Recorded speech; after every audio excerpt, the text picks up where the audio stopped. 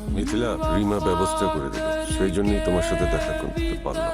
এখন তোমার খুব সময় না আমার সাথে দেখা করার। আজ একজন মানুষের সাথে কথা হলো। একজন বাবা, এমন একজন বাবা যাকে নিয়ে তার সন্তান আজীবন গর্ব করতে পারে। কিন্তু আমি কি তেমন বাবা যে আমাকে নিয়ে আমার সন্তান আজীবন গর্ব করতে পারে?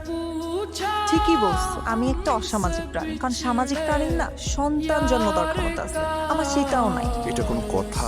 বুঝো নাই, প্রতিবেশী থেকে শুরু করে আত্মীয় স্বজন প্রত্যেকে একই কথা বল। কেন বাচ্চা নিচ্ছ না? বিয়ের এতদিন হয়ে গেছে, কেন বাচ্চা নিবা? কি হয়েছে? কার সমস্যা? কি প্রবলেমের কারণে বাচ্চা নিচ্ছ না? এগুলো শুনতে শুনতে না আমি একদম ক্লান্ত হয়ে গেছি আসাদ। আচ্ছা ঠিক আছে বাবা, ঠিক নাই, এইবার না হয় কিচ্ছু ঠিক নাই। এই যে আমি সব জায়গাতে এত অপমানিত হই, তুমি এগুলো জানো? তুমি জানবা কিভাবে? তুমি তো পুরুষ মানুষ, তোমার তো এগুলোর মুখোমুখি হতে হয় না, এগুলোর দায়ভার নিতে হয় না। নিঃসন্তান হওয়ার দায়ভার নারী। এই যে বিয়ে করেছি না, বিয়ে করা হচ্ছে একটা পরীক্ষা নারীর জন্য, আর সন্তান জন্ম দেওয়া সেই পরীক্ষার রেজাল্ট। কালকে আমরা দুজনেই ডাক্তারের কাছে যাবো।